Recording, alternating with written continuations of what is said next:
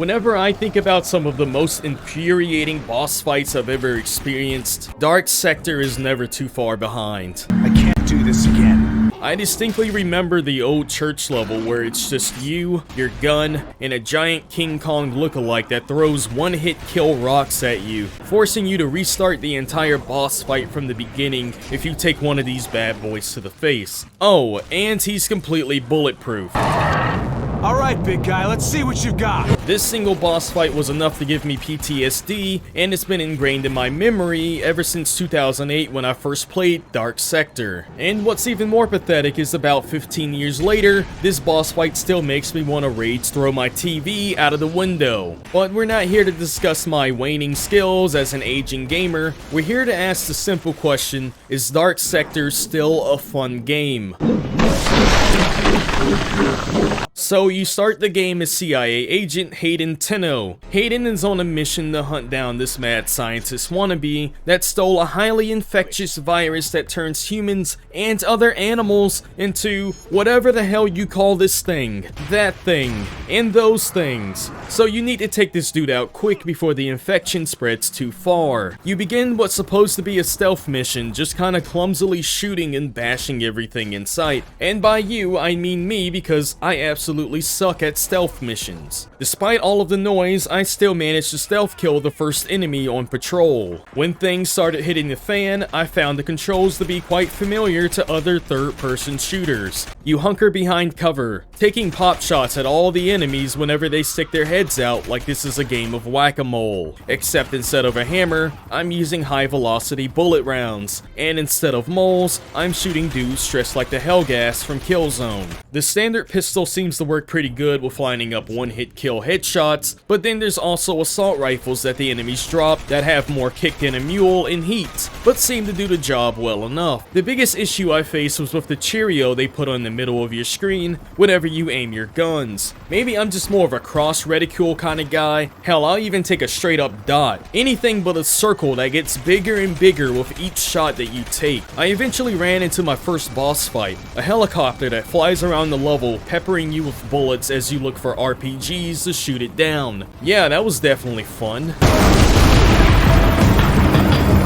Standing in one spot for like 5 seconds looking for a lock-on against a boss that shoots rockets and fires a minigun. You eventually get jumped by the mad scientist, and he infects you with the virus. Now, this is where the fun part starts because Hayden starts to turn into one of the mutants from the X-Men, and he grows this glaive out of his body. This thing can be thrown like a boomerang, slicing through enemies' limbs like melted butter. This is definitely the highlight of the game, and it's fun as hell trying to land trick shots by bouncing it off of walls to set up multi-kills. But aside from that, you can visit a black market dealer to buy weapons and weapon upgrades. And most importantly, you'll be visiting him for his hilarious one-liners. Hey, it's Yankee Doodle! He's come to town! There's large hulking infected beasts, waves of zombified dudes who look like they're straight out of a Silent Hill game, even autonomous robots. Like, this game takes place around the Cold War period. How in the literal hell? But anyway, this is where the good old-fashioned boomstick comes in handy. It packs a pretty good punch and is useful for those moments when you need something dead a little bit faster than usual. And even in death, I managed to find a use for that autonomous robot. I call it Robo-Soccer. For a large chunk of my few hours of playtime, I just ended up sticking with my pistol and upgrading it into the John Wickinator 2000. I was just lining up headshots with this thing left and right with the upgraded accuracy. And the funny thing is, it turns out that you can quite literally break the game just by hiding behind walls while you shoot at enemies. Yeah, like, your entire body, gun included, can be around the corner and still tag enemies. As soon as I figured out this little doozy of a game-breaking feature, I did what any self-respecting gamer would do in this situation. Abuse the absolute hell out of it. I eventually made my way into the sewer level. This place is just riddled with waves and waves of infected. Like, seriously, these dudes are spawning on top of each other. That's how bad it got at times. You're just running in circles playing crowd control with the glaive. I hated it, and my glaive throwing button finger hated it too. But honestly, I can't remember a time that I've ever liked the sewer level. I think they all just generally suck throughout gaming history, right? But here's where we get to the nonsense. The cemetery. Oh yeah, waves of infected, puzzles up the butt, not only puzzles but timed puzzles on top of that, so you need to set your glaive on fire and burn stuff with it. The problem is, the game expects you to run like your name is Usain Bolt to even get to the object to burn before the fire fades out. I swear somebody bought these flames from the dollar store or something because this fire lasts about as long as off-brand batteries.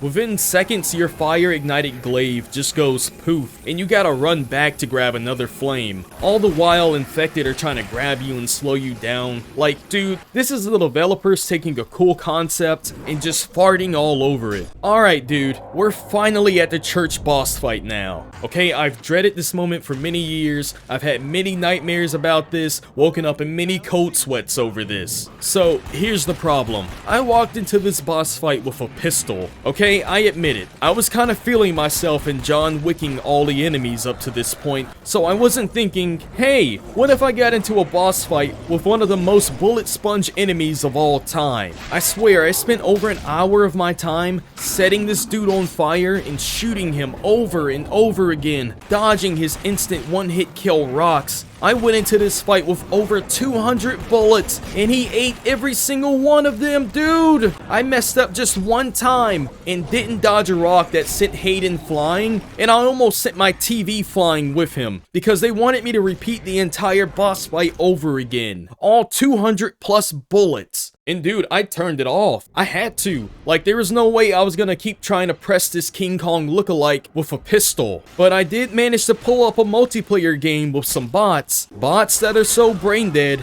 that they just stand in one place like a noob that's straight out of the campaign on easy mode. So I did what any self-respecting gamer would do. I bodied the bots until I gained my self-confidence back. So hey, do I think that Dark Sector's fun? It can be. Kinda. I mean, I had fun slicing and dicing enemies with the glaive, setting up trick shots and multi-kills. I had fun playing soccer with a robot's corpse. I mean, you can make your own fun with this, but seriously, fuck that boss fight. Alright, this is Rage Watch, and thanks for listening to me ramble. Make sure to make that like button sparkle, comment below, and subscribe if you want to see more videos like this.